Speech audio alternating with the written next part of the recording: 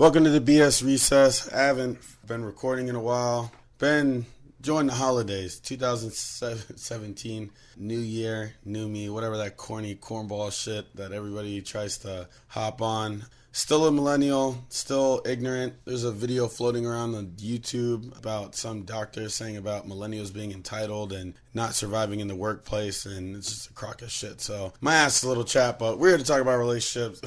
And three important key factors that I think that everyone has to deal with at some point in their life. When you get in a relationship and it's time to maybe make a sacrifice, maybe compromise a little, we're going to discuss a little further on the feeling of settling for less and what that means to me. And we'll see if you guys want to respond, what that means to you. I got my boy Devin here. Yes. Back at it again. This is the BSrecess. Come free your mind and free your thoughts with us. A while ago, I posted on Facebook this Facebook status. I'm going to read it verbatim. Is it acceptable to end a relationship over diverging beliefs, i.e. religion, morals, or lifestyle? Is it wise to impose your beliefs on each other? Or is it best to give up and find someone else with similar beliefs? Now, I painted three pictures of these extremes. Religious beliefs. You are devout in your religion, and it has to be, when you're doing any sort of science test, you need it in its purest form. So I need to know, like, this is for if you are a pure Christian, pure Catholic, pure Muslim, wherever you come from, you're pure. You really believe wholeheartedly into what you're doing. And in that, if you were in a relationship where somebody wasn't so pure, if you were in a relationship with somebody who was atheist or didn't believe in anything, let's say you fall in love with this person. This is before the religious boundaries and the religious ties get talked about, discussed. Do you compromise? Do you settle? Or do you sacrifice? And I've polled my friends on Facebook, and a lot of them said no. Religion's too deep. It's too strong. It's too serious of a subject to compromise at any shape or form. And I was like, all right, I'll give you the next picture. We go morals. You know, liberal, conservative, whatever, a lot of people float in the middle due to the bell curve. But morals, this person believes in abortion. This person believes in the euthanization of animals. And you don't. Now, you love this person. You're in a relationship with them. Y'all moved in together. Do you compromise? Do you sacrifice? Or do you settle for that person having those ideals? You love them for who you are, the acceptance. Do you accept it or do you not? Can you live the rest of your relationship with that person thinking the other way? And then the last one is lifestyle. And this, I painted a little closer to my lifestyle. So I'm really into fitness and really into the gym. But every relationship that I've ever had where the person was of an opposing view, I forced my beliefs onto that person of, this is how you should live. This is how you should work out. This is how you should conduct your life to stay healthy, to stay fit, to stay who you are. Now, was I wrong? Some women have accepted it. Other women have not. And those women that have not, that relationship, it was a ticking time bomb. Because it was one of those things that it encompasses all of me. And then when I ever reached the helm of my relationship of, you get those points in your relationship where you're like, you reevaluate, you're like, damn, am I really into this? Am I really into this?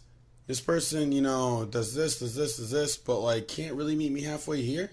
And that's where I got this status kind of came from, is like, am I going to back away from this relationship? Or am I going to just sacrifice the fact that, she's not that into fitness? Or am I going to compromise the fact that, she's great at all these other things and she's not really into fitness, so I'm just going to compromise. It's really getting deep. Or am I going to settle for less? Maybe I could find a girl that does go to the gym, that does work out and share the same ideals of ideal body image that I do. Is it worth it? Can you do it? Should you do it? All relationships being a foundation, a common ground of some sort, similarity of identity, similarity of sexual orientation, similarity of being ambitious, similarity of being, revenue driven, all these things factor in to ultimately relationships, bonding, and having a long-term lifespan. Is it acceptable to in a relationship over diverging beliefs? I feel like it is, especially today. Like if you look at the recent election with Donald Trump, I saw where people who were Trump supporters in relationships with people who were non-Trump supporters. But I saw people who were non-Trump supporters aggressively in relationships with people who were Trump supporters. And it was because, that ideology, the political affiliation, the value system, the belief that, there should be a moral standard and that the standard should be pushed to its full capacity. And the fact that, it was viewed as being stagnated, it turned a lot of people off. And like I said, that was a good example of watching the demise of many relationships.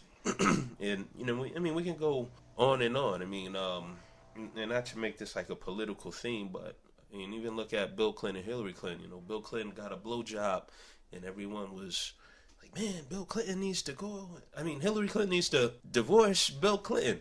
But what kept them bonded was, here it is, the parallel in their professional life, the parallel in their political life. They have many of the same objectives for both their personal but professional lives, which is to, not just graduate to a political status that's global, but also, these were lifelong dreams.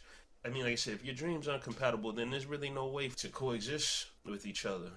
Is it wise to impose your beliefs on each other?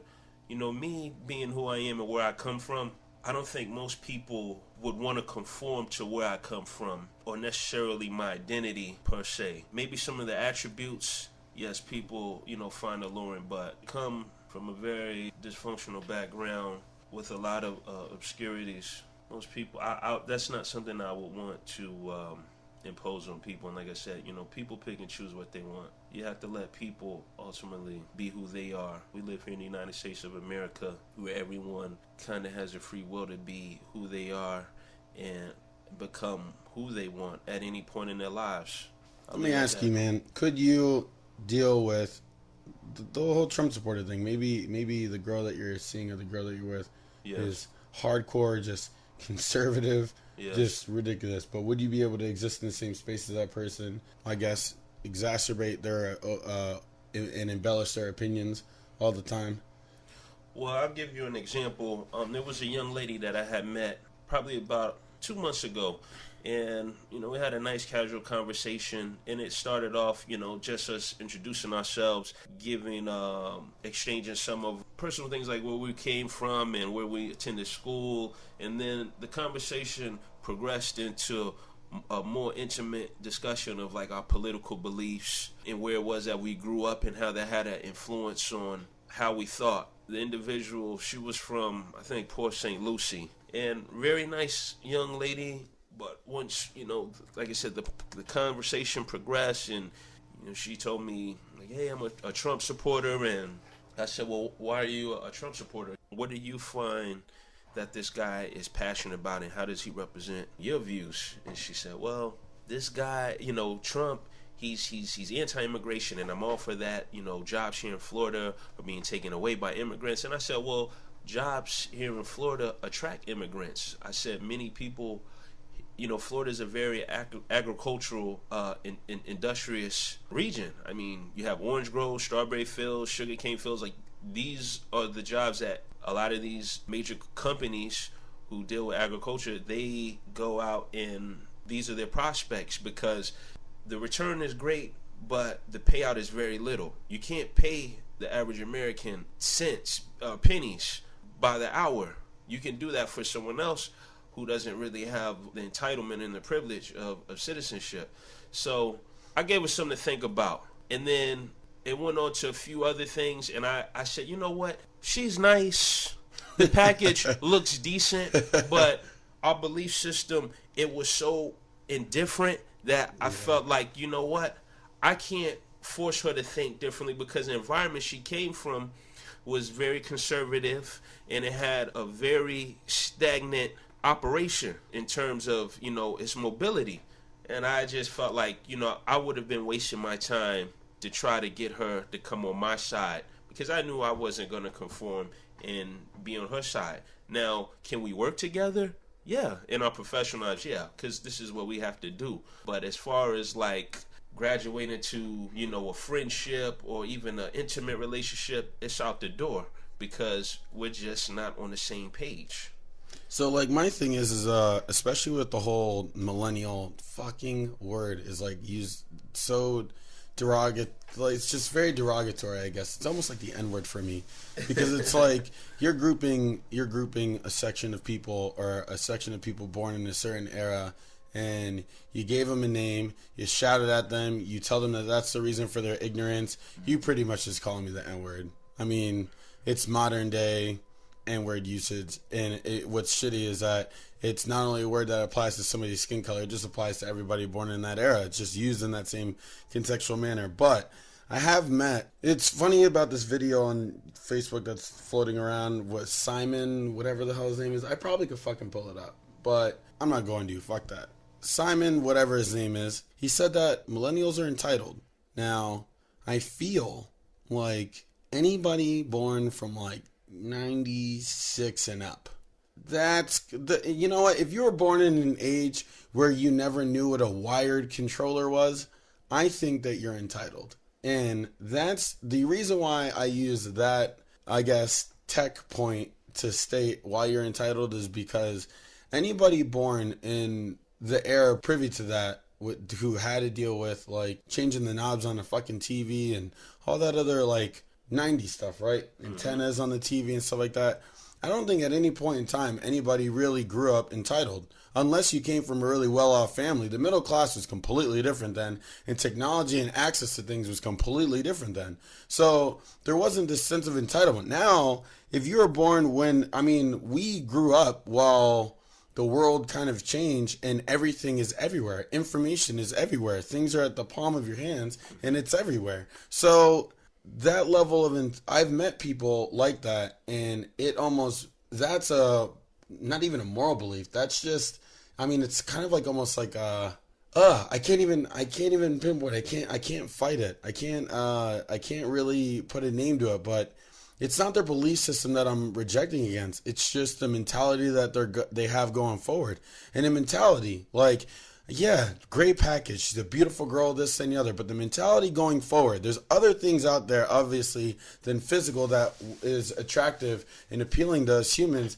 But the mentality going forward, if they had that sense of entitlement, that they feel like, they should be able to stay home and not work but still get paid. It's one of those things where I don't think I'd be able to put aside to be with. And the reason why, like, a lot of people are going to ask me, like, oh, yeah, well, if you find that out right out of the gate, fucking why don't you dump that person? That's not how it goes all the time. That's not how relationships really work. A lot of that stuff is hidden.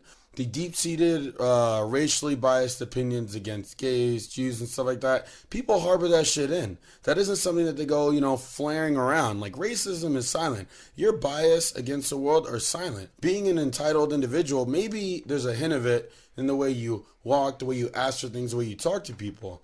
But when that flag truly flies, it's probably going to be well into the many months or the many couplings in your relationship. My question is, do you jump out or do you jump in?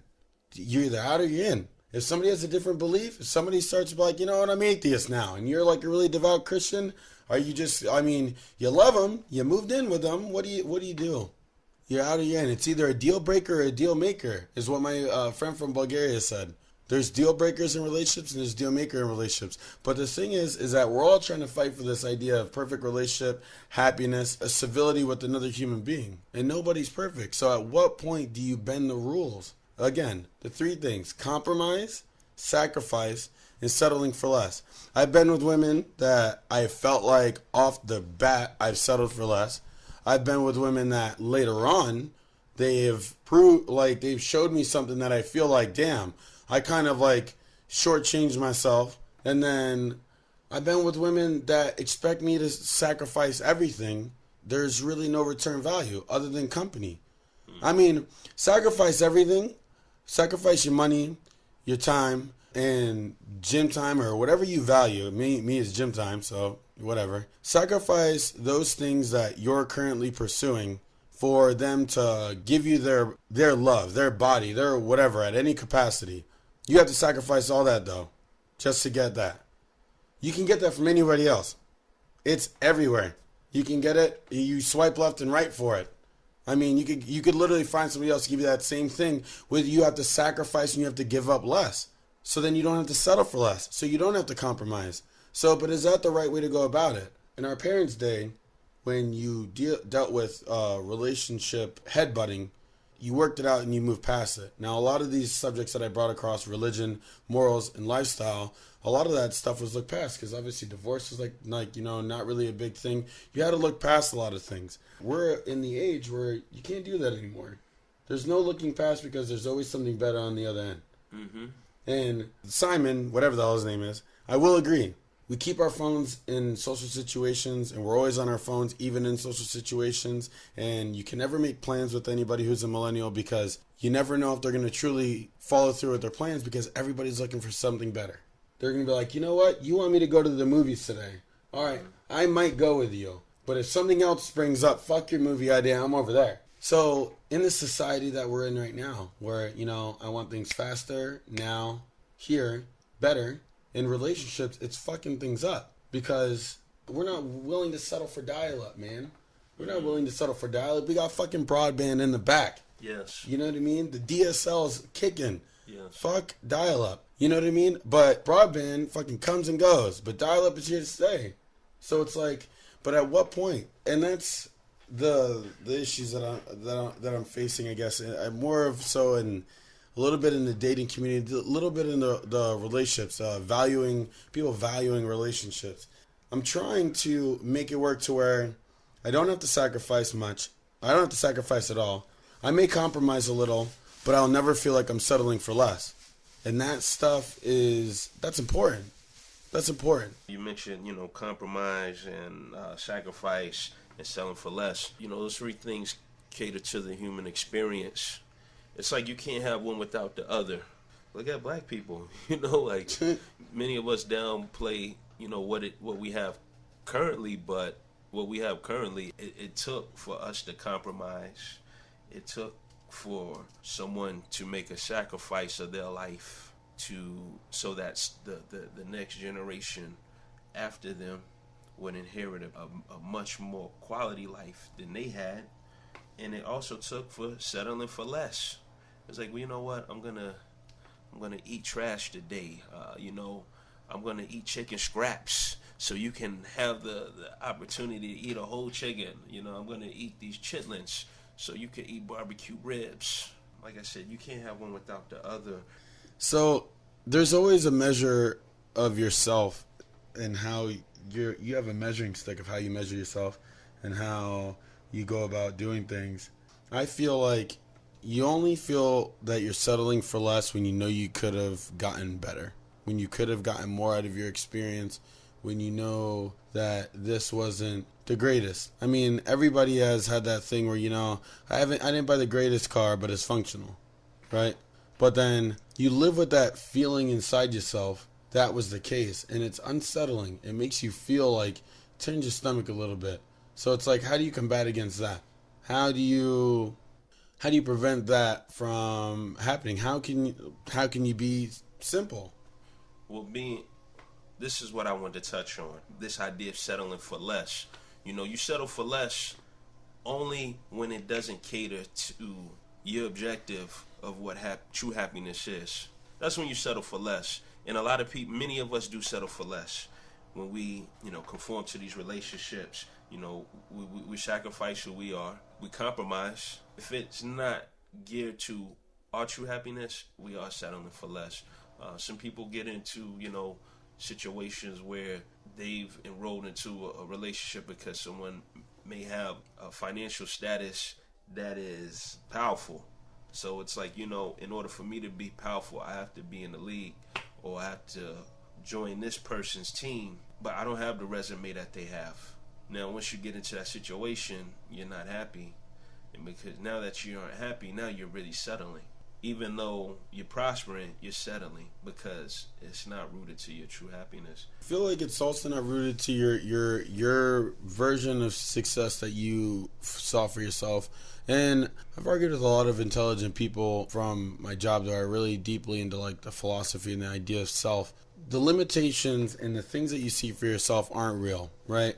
Your fears are projected falsehoods that your mind chooses to create of the possibility of the future.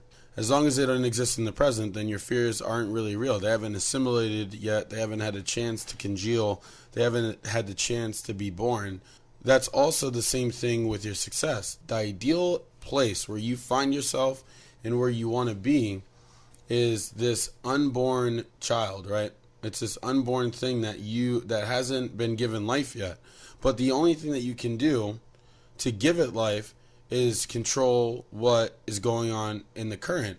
Now, it's almost like playing defense. You're really trying to block all these things from preventing you from scoring the goal at the end. I use condoms, I sleep around less, I freaking drink less, I start going to the gym so I can freaking take care of my body more for this idea of longevity. You know, I'm trying to combat all these things that are coming into my life. Girls are throwing themselves at me, which doesn't really happen, by the way, but anyway, people like to dream. Anyway, so I'm having this, I need to block this, I need to continue going to school, I need to put friends away from here, blah, blah, blah. And you start combating and you're trying to defend against all these things because everything that's in your space at that time is currently blocking the ability for your dream to be born, even though it's not here. And there's a fear. There's a fear in the fact that I will never reach the 6-figure salary. My dream hasn't been born yet.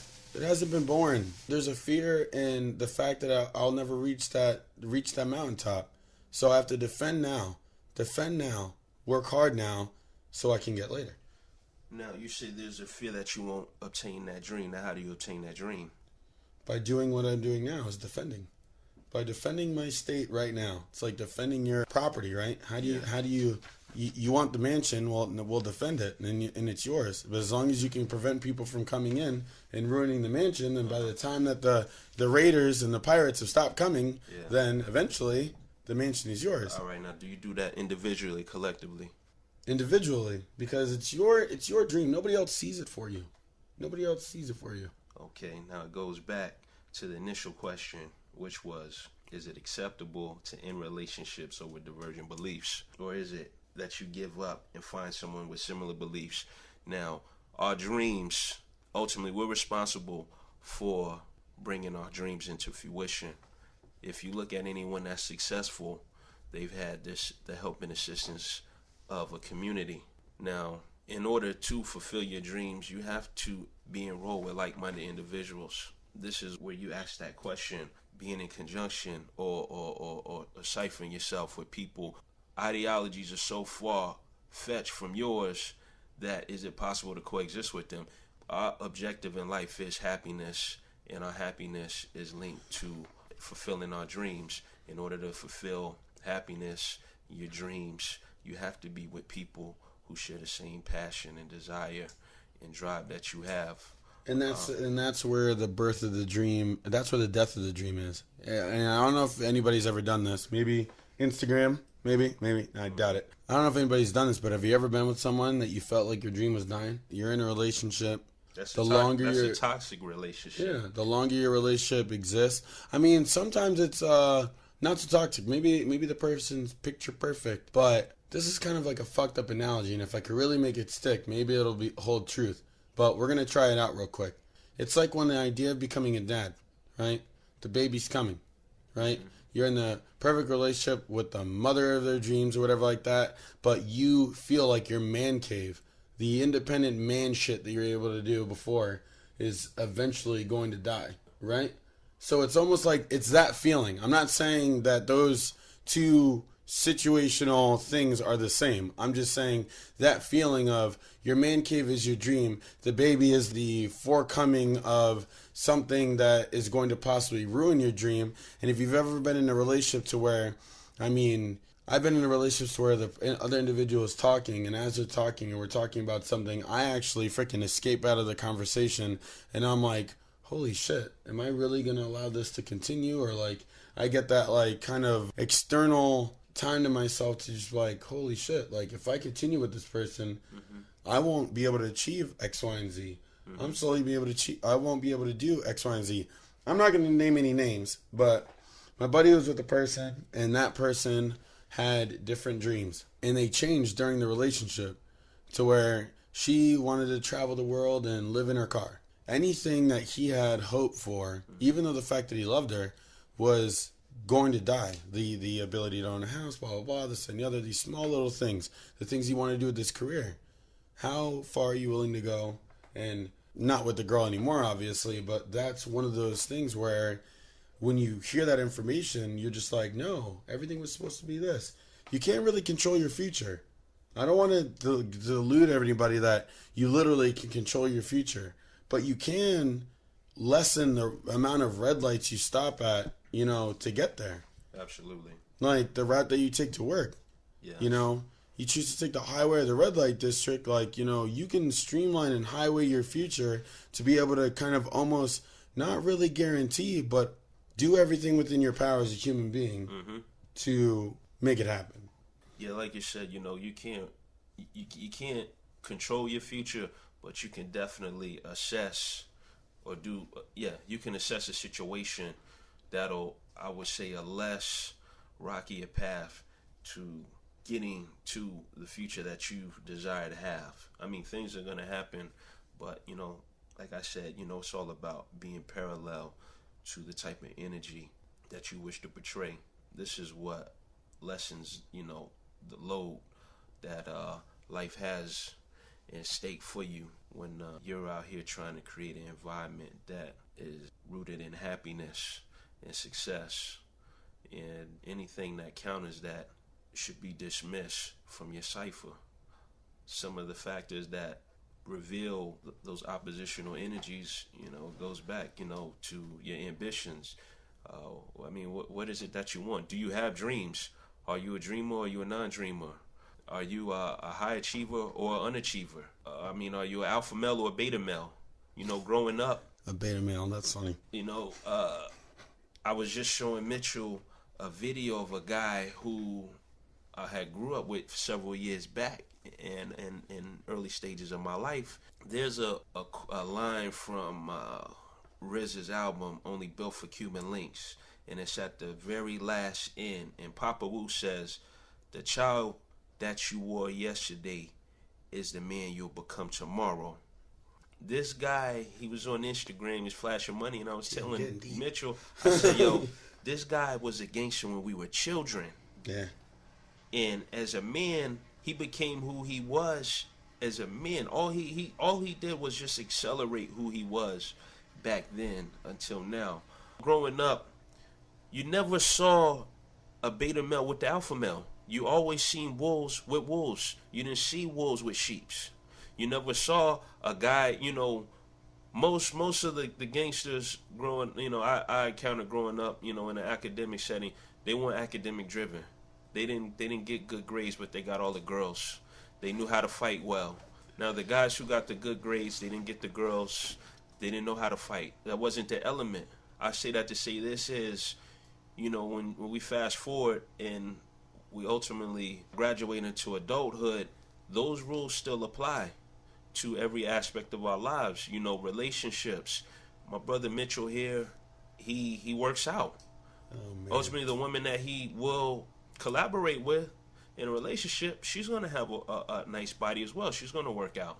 She has to. He's a college educated gentleman. Woman that he gets involved with, she's going to have a college education. And this is how we survive. We survive off of similarities of beliefs, similarities of just instinct, similarities of interests, whether it's professionally or recreationally. Yeah, these are, just to kind of enlighten people, who have this idea that, you can come from this world and we can come together. Yeah, you can, but, if the end goal is far-fetched from each other, then it's not going to happen. It's just not. And if who you are is totally opposite from a person that you might seek interest in, it's not going to happen. Yeah, you may have a child or, sex might be good, but there's going to be other factors that are going to ultimately cripple the potential of a long-standing union. And a lot of people have to... All right, I'm going to end it on this. because we're going to start relationship part 2 in a minute. because this is the more deep side of, like, I mean, what's required usually for you in a relationship: compromise, sacrifice, and nobody ever wants to feel the deep-seated feeling of settling for less, right? We want to feel like we got the maximum amount for our dollar, our emotional dollars, our life dollars that we have a limited amount of, but we choose to spend or spend away with other people. I'd like to hear you guys' opinions. This is the BS Recess. Follow us on Facebook, Podbean, a little bit on SoundCloud. I'm really trying to keep up to date with all these things. I don't have a social media manager to continuously upload and edit audio files and hold all these accounts that I have to log into, so I'll get better at it, hopefully. But tell me what you think. Speaking out to the world right now, I want to know how, I mean, if you're a millennial, shit, I want to know your fucking opinion about how do you hold relationships in such a fast time, such an instant gratification time, because, you know, the white picket fence and the great wedding is happening tomorrow. And if it doesn't, are you going to be disgruntled? Are you going to throw a fit? Or are you just going to just back away and fuck it, I'm not getting married? So one of those, I'm very interested to know. And yes, if you are from 94 and below, I don't believe that you're a millennial. I think that's like a horse shit. Like this, from the sense of entitlement side of it, because even growing up in the mid 90s, you still kind of experienced the slow move into the social media, like, heavy world that we live in now. I mean, you were still technically in the MySpace days. I mean, when you were of adolescence, so you were still kind of seeing Facebook grow and stuff. So us children from 94 and below, hold it down, because we're not entitled pricks, and we will rule the world. It's about to get inherited to us. A lot of people are dying. People are mad about 2016 because it took a lot of people, but that's the nature of life. And we're eventually going to get to our parents' age, and we will run this shit. So let's not fuck it up. All right. Peace.